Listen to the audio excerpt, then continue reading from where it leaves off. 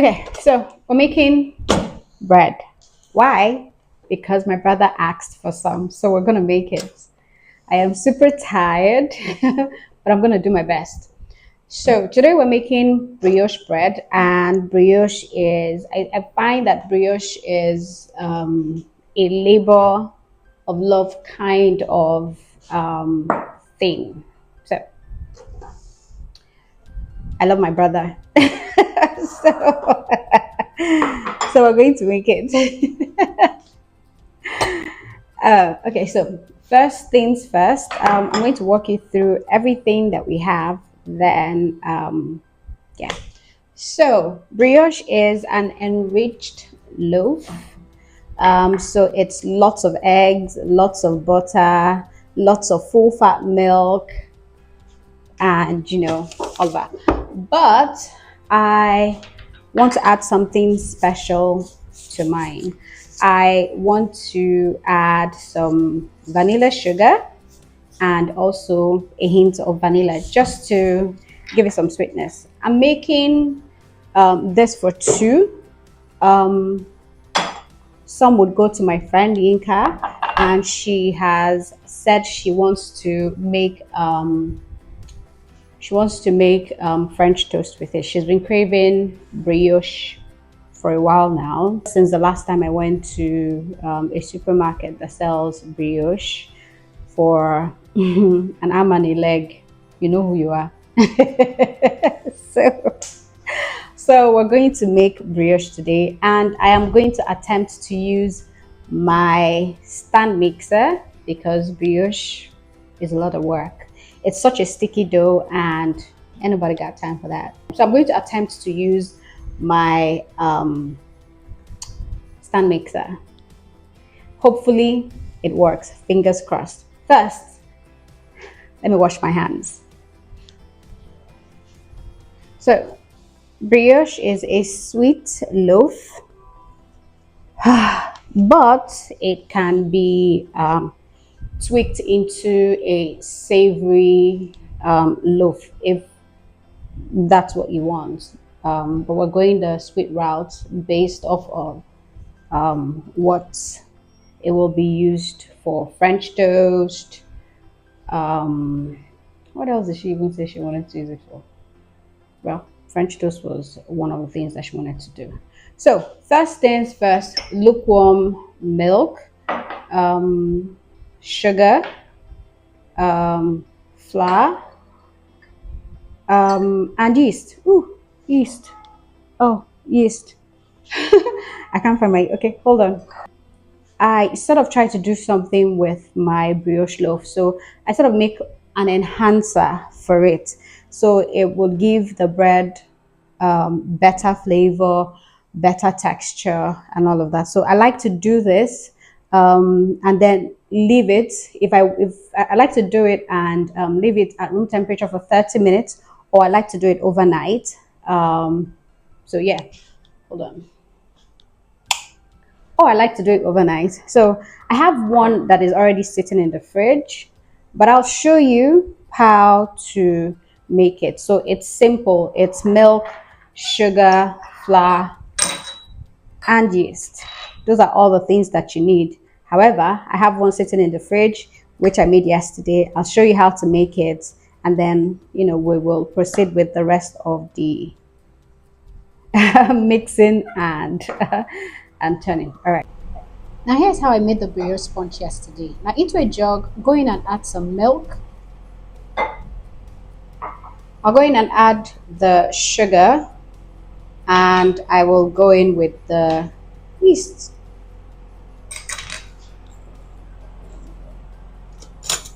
And I'm going to mix that and then add the flour.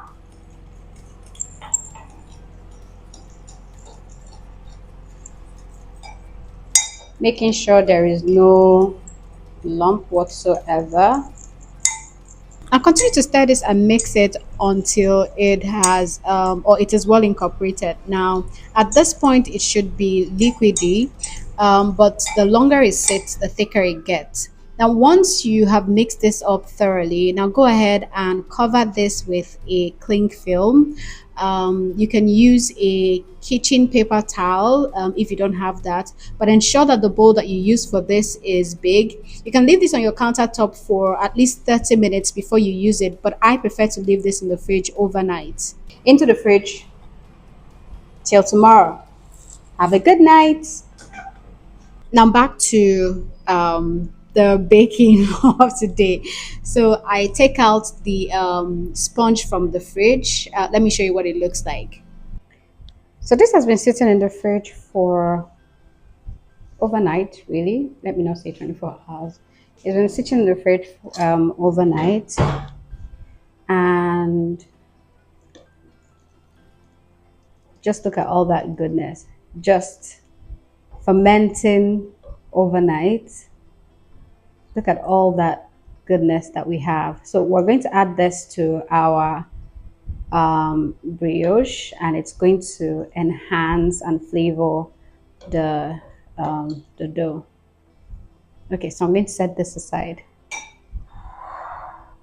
Another interesting thing I'd like to add to, or I'm going to add to my brioche is the vanilla sugar. You can absolutely omit this, but just for some vanilla flavor, I am going to add this to my dough, as well as some vanilla essence. If you have extract or beans, beautiful. But this is what I have. So this is what I'm going to use alongside the vanilla sugar, which would, come out beautiful.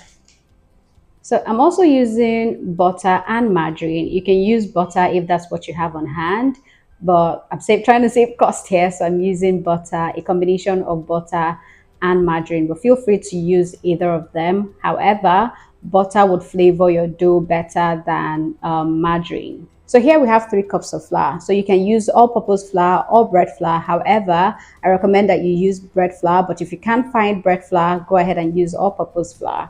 It also works well. It wouldn't give you that, the same texture and feel, but it works beautiful here. You also need eggs for this recipe. So here I have 3 medium-sized eggs. This is a bit controversial. You actually do need salt for this recipe. Because I'm using margarine, margarine is already salted.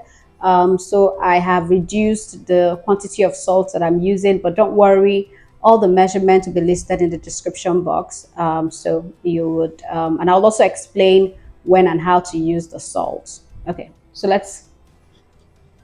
this is my mixer. This mixer has given me issues since day one, but we're going to attempt to use it today. Fingers crossed it would work. Okay, so into, of course, a clean bowl, we're going to add all the ingredients. I'm going in with the flour.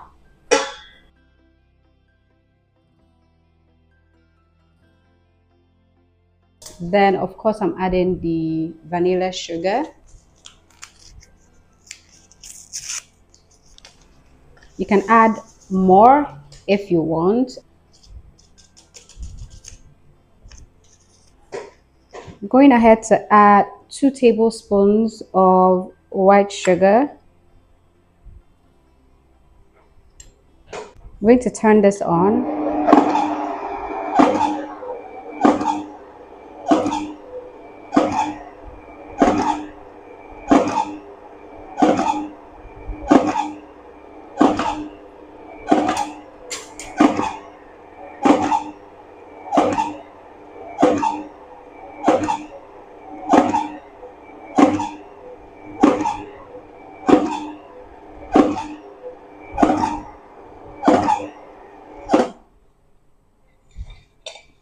Next up, I'm going to add the yeast.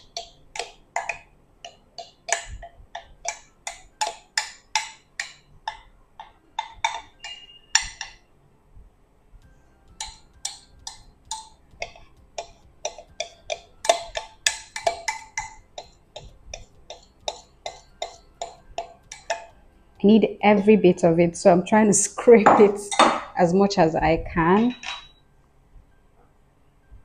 This mini spatula helps me do that.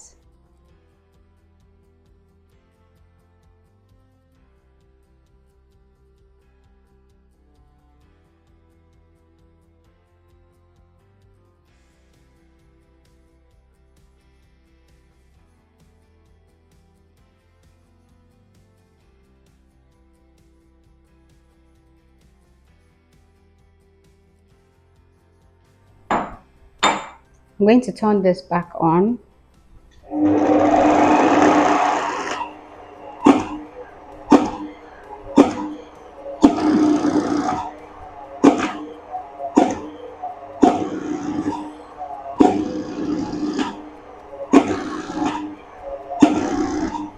So this is the thing that is wrong with so this is what is wrong with my so I have to literally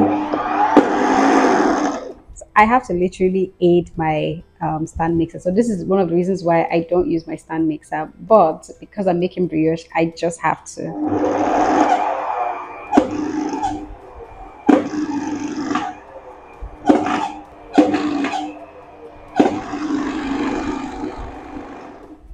At this point, I'm going to go in with the eggs. I'm going to use my mixer the way it is because this is brioche and I don't want to knead this by hand. Now, this is what I mean when I say that my stand mixer has been giving me issues. This is a brand new stand mixer. You won't believe it. This is a brand new stand mixer. And ever since I got it, this is the only issue that it gives me. It doesn't work, it doesn't turn. And I was really hoping that I could use it today, but sadly, it's looking like we're not going to use it. So, what I'm going to try to do is to just add all the ingredients that I can add right now before taking it out.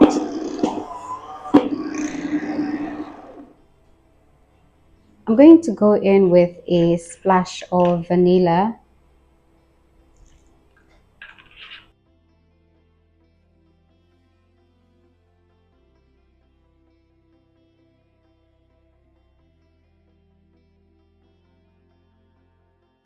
Thankfully, I'm able to get it to mix all the ingredients. So I'm just going to try and be as patient as I can because a patient dog eats the fattest bone. So that I know that the only thing I'm going to deal with is just the kneading of this dough. At this point, the it's not even turning, so I need to do something really fast. So I've decided to take it out of the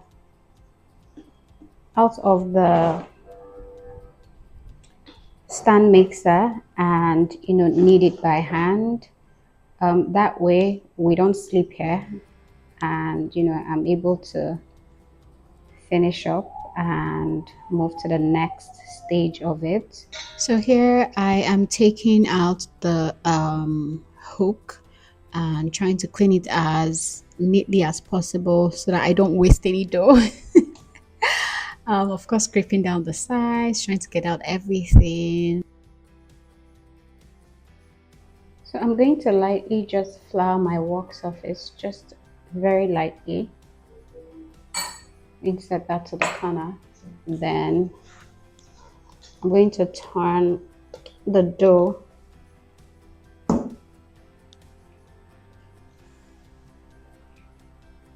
it's quite a sticky dough. I'm going to dust my hands and then try and get in there with it.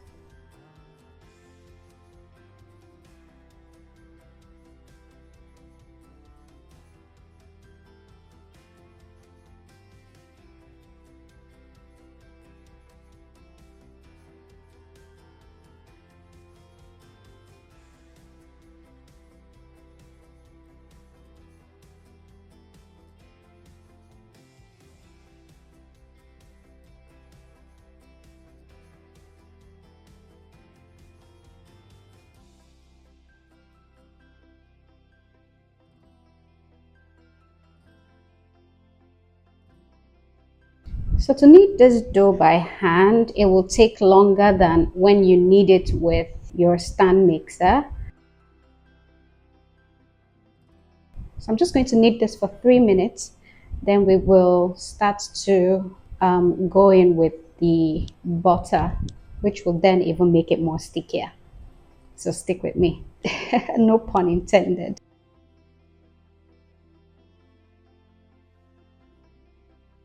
So notice how I am stretching and pulling it back. Turn it so that you need all the angles of the bread. So the more it gets stickier and stickier and stickier, but just continue kneading it, it will come together. It's a sticky dough anyway, but it will definitely come together.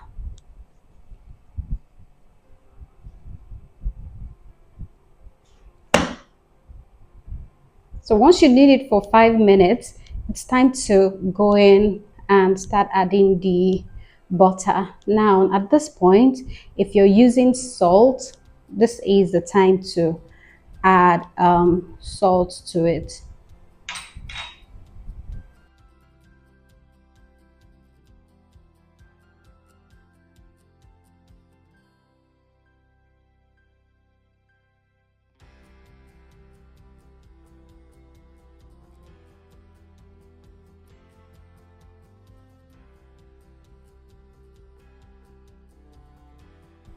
So the next thing I'm going to do is I'm going to try to start getting in butter in here.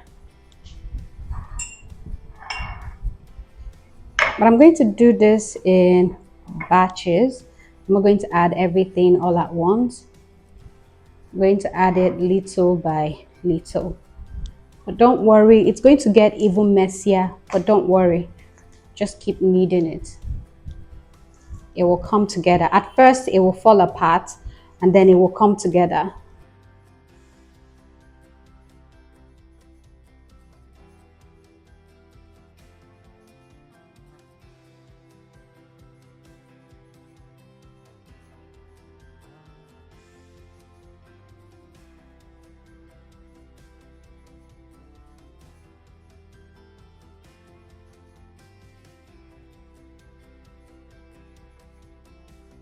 So once the butter gets incorporated into the dough, just like so, go ahead and add another round of butter.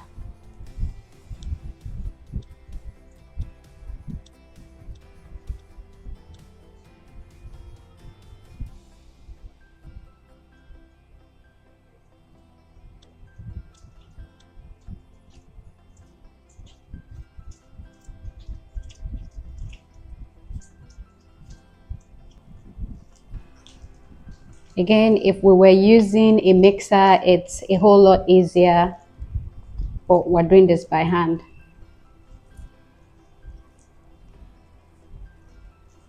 So I'm sort of doing this rocky motion, trying to mimic a stand mixer.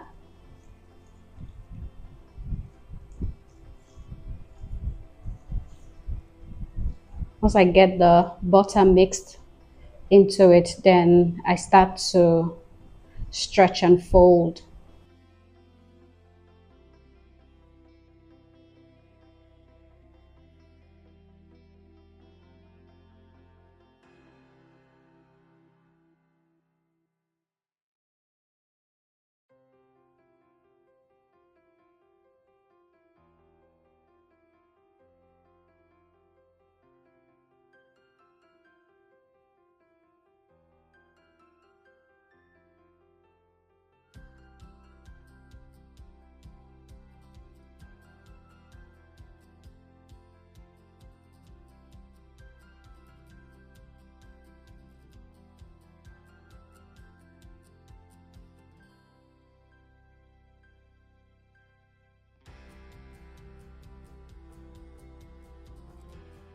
Continue to repeat this step until you've used up all the butter.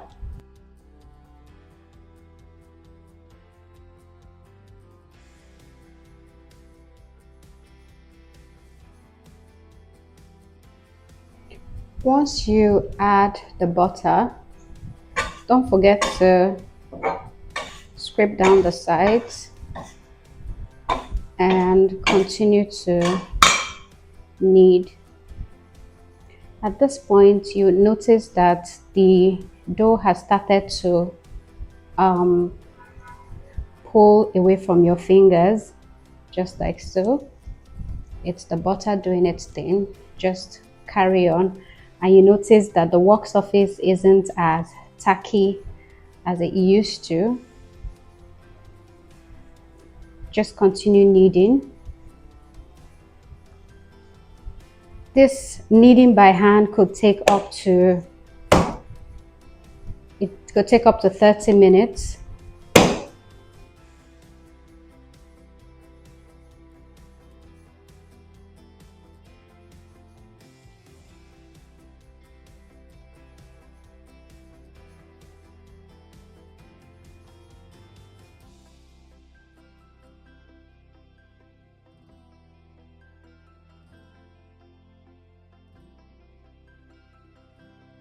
Notice how it's no longer sticking to my finger like it used to. So we're almost there, but not yet there.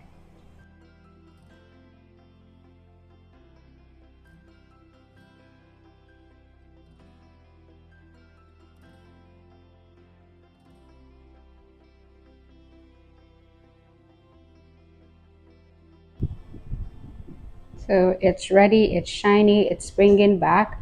But let's do the window pane test. Just take a little of it and just sort of stretch it out. It's not tearing. So see, it's not tearing, it's ready for us to proof overnight. This is beautiful. I love this for me. This the kneading can take about an hour, so you just have to be patient with it. So I'm just going to flip and rock it again until it comes together. So this is what I am doing at this point. I pick it by the side, I lift it, then slap it,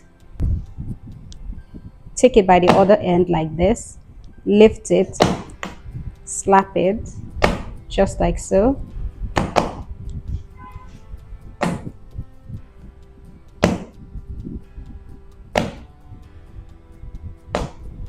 It is smooth, it is shiny, it is everything you want for a brioche. It's got a good spring on it, so this is really good.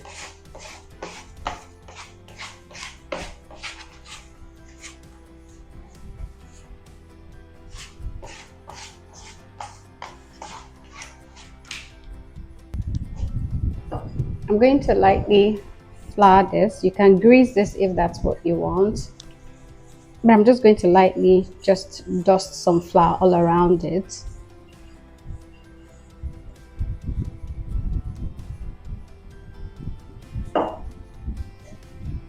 And I'm going to pick this up.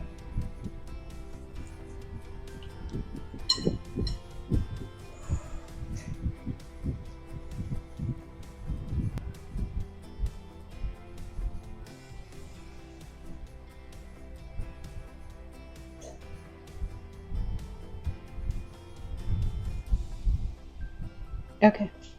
We are going to cling film this and leave it in the fridge to proof overnight, and tomorrow we'll take it out and bake it.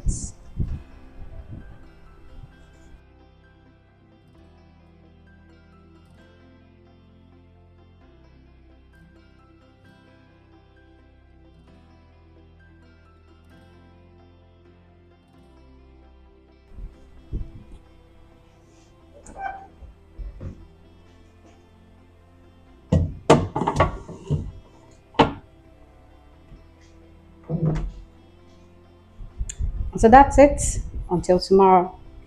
So I tidied up and then went to get some beauty sleep.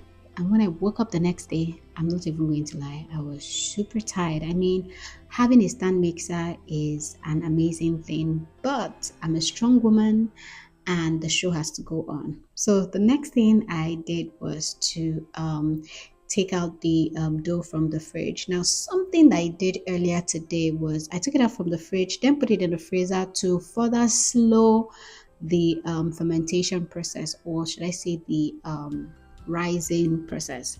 The reason why I did that, two things. I wanted to slow the fermentation. The second thing is I wanted the dough to sort of firm up, or should I say dry a little, so that it's easier for me to handle. Yeah, I hope that makes sense. Anyway, you don't have to do that. I did it for less than 30 minutes, just so that you know that you're not going to do it for an hour, 2 hours, or longer. Just less than 30 minutes, and it was good. Anyway, so I got ready, wore my apron. Then I like to sort of measure things out, or prep items, so that I don't need to just run around like a headless chicken. So last night I had put in some flour into a bowl, and this morning when I woke up, I put it in the freezer because I wanted everything to be cold, chill, and nothing interrupting the temperature of the other. So I washed my hands, then got to work. I lightly floured my work surface as always, because the flour would also help me manage the dough, or should I say handle the dough properly. Now, once I was done flouring my work surface, I set that aside, and then I unveiled the dough. So you see, it didn't stick to the cling film, and that's because I already sort of floured the bowl and everything. So the next thing I did was sort of flour my hands again, so that I'm able to handle the dough, and so that the dough doesn't stick, because brioche is quite a very sticky dough, and I'm trying as much as possible not to get it to stick on my hands or anything. However, in flouring your work surface and your hands, you also need to be careful, because there's a thin line between having just enough and overdoing it. Overdoing it would actually affect the texture, or the overall feel of the or the density of the loaf. Yeah. So what I did was took it out, and then sort of um, folded it into a ball, or should I say molded it into a ball, so that it's easier for me to divide into appropriate portions. Now, flouring your work surface helps you do this as well. As you can see, it's easy for me to rock and turn this thing into a ball. Sorry. Now, once I was done using my bench scraper, I went in and divided the dough into two. Now, if you have a scale, this is where your scale really, really comes in. I'd say to divide this thing into 75 grams each. But since we don't have a scale, we're just going to eyeball it. Or because I have a scale, really, I'm just being lazy. Let's tell the truth. I do have a scale. I'm just being lazy. So I went ahead and divided this into 8 portions. And then, but I also need to confirm, or should I say something. This is actually this makes one loaf. So the full description will be in the full measurement list will be in the description below. So I'm using this baking pan because I find that it comes out quite easily. So notice how I am brushing my pan. I'm brushing it upwards, so that when the bread is rising, it sort of lifts the strokes of the brush sort of helps to lift the bread up. I hope that makes sense. It makes sense to me. I don't know about you. So once I'm done buttering the pan, I don't mean to be rude. Once I'm done buttering the pan, just like so, make sure that it's lightly buttered, not overly buttered. Set that aside, and then get to molding. Now, I like to call this the nip and tuck process. So this is what I do. I take one portion of it, and then I slightly sort of stretch it a bit so that I have a smooth surface to work with. Now, once I am sure that I have gotten it to the point where I want it, I flip it over and then do like a nip and tuck, almost like I am tucking a child to bed. And once I'm done with that, I sort of pinch it to seal it, and then turn it over onto my work surface. Then using both hands, just like so, in a cupping motion, I sort of turn it. Now, once I'm done with that, I sort of use one hand. Notice how I am using one hand to rock it back and forth. This is just to make sure that it's properly molded into a ball, and also to make sure that the base of it is properly sealed. Now, there are two ways to do it. You can actually cover it with your hands, but I don't like that method. I like to use the open hand rocking method. Now, what I also like to do is to pick up the ball and then make sure that the base is properly sealed, and then just give it one last roll before transferring it into my buttered pan. Now let me show you that again, just in case you're confused. Take one part of it, sort of stretch it a bit to have a smooth surface, then turn it around and do a nip and tuck. That's what I like to call it. Almost like you're stretching the top to have a smooth top and to seal the other part of the ball. Now, once you get that, drop it on your work surface using both hands or one hand, it doesn't matter which one. Now, rock it back and forth just like so. Notice how I'm doing it in slow motion. And once you are sure that you have gotten it to the point that you want it to get, then use one hand, cupping motion, and then just rock it. Now, I'm going to slow this down just so that you see or understand exactly what I mean by that. Now, when you're doing this thing, not too much pressure, not little pressure. If you use little pressure, the ball will escape from your hand, but just little pressure. And you also have to work really fast, because the longer the other sections are sitting, they are rising. That's something that you also need to have in mind. Now, make sure that you seal up the base just like so. If you feel like the dough is getting too sticky, flour your hands, and once you're done with that, pick that up and then transfer that into your buttered pan just like so. Now, I want to show you this step, or I want to show you a different way of molding this dough.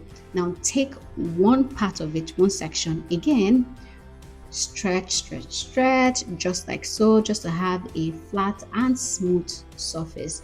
Turn it upside down, do a nip and tuck, just like so. Same thing, but rather than putting this on your work surface, we're going to do this on our palm, just like so. And put this on your palm, put it on one of your palm, just like so. Do like a rocking motion between your palms, just like so. Some people might find this one a lot easier than the other one that I showed you. Now, once you're sure that you've gotten it as smooth as possible, go ahead and transfer that to a buttered pan, just like so. And once you're done rolling them into balls, just like so, go ahead and cover that and allow that to proof at room temperature, or in a warm place, or in your microwave or in your oven, wherever. And I'd like to introduce you to something I call my magic what's that, egg wash. I find that I don't like the smell of bread when it comes out of the oven when you use just plain egg. So I came up with this recipe. So what I do is, into a jar, of course, I like to separate my eggs. So rather than using the entire egg, I like to use my separator. This is such a cute separator. I can't even remember where I got it, but I got it. It's a cute egg separator. So I crack my eggs and then go ahead and drop the entire thing into the egg separator. So what it does is it separates the white from the yolk, just like so. A little moving around, the white escapes completely, but I'll advise not to move it around if you own one of these, because the moment you move it around, even the yolk starts to drop. So you have to work really fast. And go ahead and add the yolk to a separate bowl, and that's it. What we actually do need is the yolk. We don't need the white, so you can set that aside, fry it up later, or use it for something else, in your cakes, for pancakes, waffles. Yeah, so that's it. So what we need for this is just the egg yolk. So we're going to set the egg white aside. Now into the egg yolk, I like to add a little mayonnaise, just about a teaspoon of it, and then I like to sort of mix it up. You know that the mayo is sort of thicker than the egg yolk, so I like to mix that up until it is completely mixed up before I go in and add a tablespoon or half tablespoon of milk, just like so, full cream milk. Now, if you are lactose intolerant, you can use lactose milk or you can use nut milk, but I like to use full fat cream. So go ahead and mix that up until it is well combined, and then go ahead and set that aside. Now, by this time, your bread would have proofed. So you're supposed to proof it between 30 minutes to 1 hour. So once you're done proofing it, go ahead and uncover that, and then generously, be generous, but not overly generous, generously baste it with the egg wash, just like so. This would improve the texture of it, the shine, without that eggy smell that you get when you bake bread. I don't like the eggy smell at all. So into the oven for it to do its magic, and once it comes out of the oven, of course I like this, my cute heat proof mini heat proofs. Go ahead and set your bread pan on top of it and allow that to cool for a few seconds. I like to say turn out your bread immediately. Now, one thing I love about baking is as it cools, that is if you butter your pan very well, as it cools it starts to separate from the pan. That's one of the things I love about baking. So now once the bread is out of the oven, the first thing I like to do is to generously rub it with butter so that it has that shine, that buttery feel, that look, that vavavoom that you crave. Then the next thing I like to do is to immediately turn it out of the pan. Now see how clean it came out, no sticking. I didn't even need to use a knife to run through it, and that's what you want.